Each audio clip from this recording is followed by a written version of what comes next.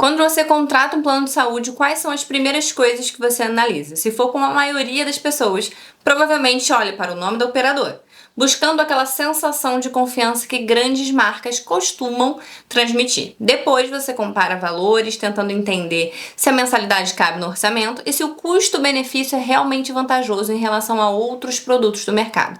Por fim, vem uma questão decisiva. Qual será a rede de hospitais, clínicas e médicos à sua disposição?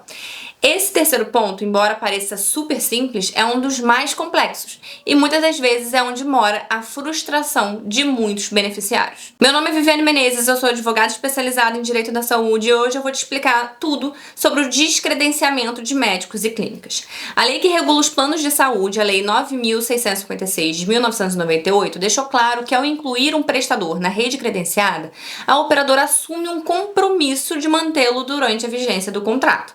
Em outras palavras, não pode vender um serviço e no meio do caminho alterar a rede de forma a prejudicar o consumidor. No entanto, a própria lei prevê exceções. É possível substituir um prestador desde que a operadora comunique a mudança à ANS e ao consumidor com pelo menos 30 dias de antecedência. Além de, obviamente, precisar oferecer outro prestador equivalente.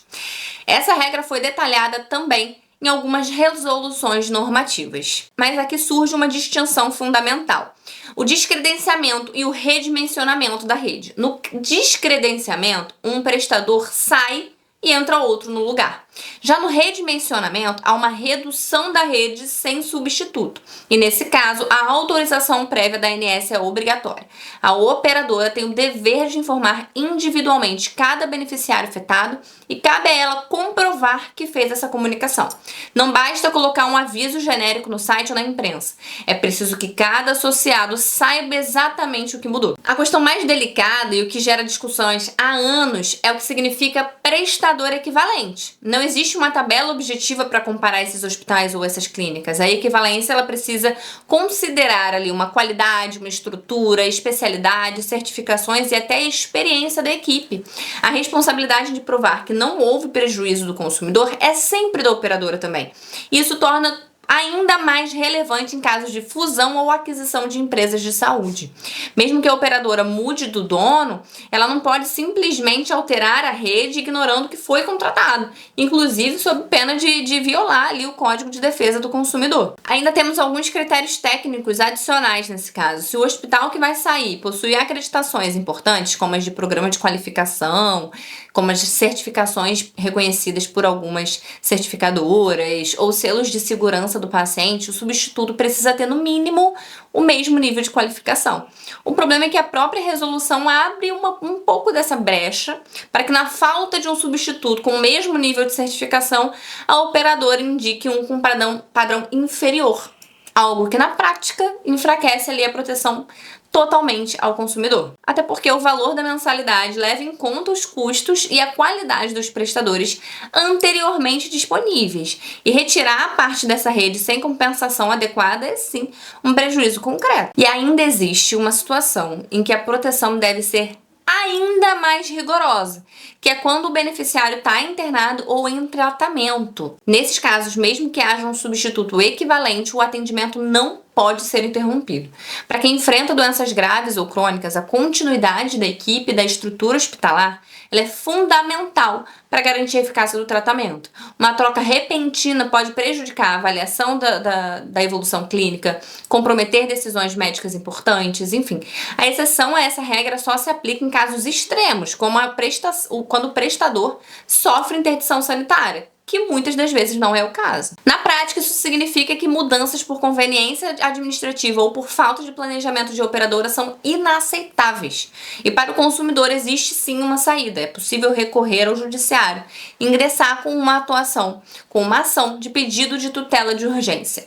A tutela de urgência é um mecanismo previsto no Código de Processo Civil que permite ao juiz determinar uma medida imediata quando há elementos que demonstrem o direito do consumidor e o risco de dano grave caso a decisão demore. Funciona assim: se a rede credenciada foi alterada e isso está causando ou pode causar um prejuízo direto à saúde do beneficiário, como no caso do paciente em quimioterapia, que perde o acesso ao hospital onde realiza o tratamento, o advogado pode sim demonstrar urgência e pedir que o juiz obrigue o plano a manter o atendimento, mesmo que provisoriamente, até o julgamento final. Um exemplo prático aqui para vocês é de uma paciente atendida pelo Oncoclínicas, centro especializado em tratamento oncológico.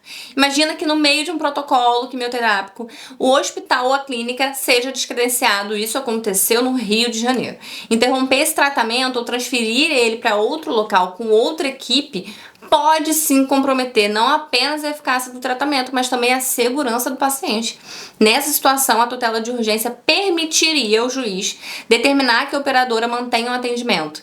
Então, até a conclusão ali do processo, garantiria essa continuidade e a segurança do tratamento se for deferida essa tutela. Esse tipo de medida pode ser decisiva para evitar prejuízos irreparáveis. Afinal, quando a gente está falando de saúde, o tempo ele é determinante. E é justamente por isso que a lei prevê mecanismos ali para proteger o paciente contra essas decisões unilaterais e administrativas que colocam em risco todo mundo. Não só da pessoa que está com a doença, mas de toda a família também, já que o psicológico afeta todas as pessoas envolvidas. Essas nuances mostram que conhecer as regras não é o suficiente, é preciso saber aplicá-las no momento certo, de forma estratégica e fundamentada, e é a combinação entre técnica jurídica e compreensão da realidade clínica que pode fazer toda a diferença para o consumidor. Se você gostou desse vídeo, curte aqui embaixo e compartilhe com quem precisa saber disso. Lembre-se que toda quinta-feira tem vídeo novo aqui no canal, eu falo muito sobre o direito, principalmente direito voltado para o plano de saúde.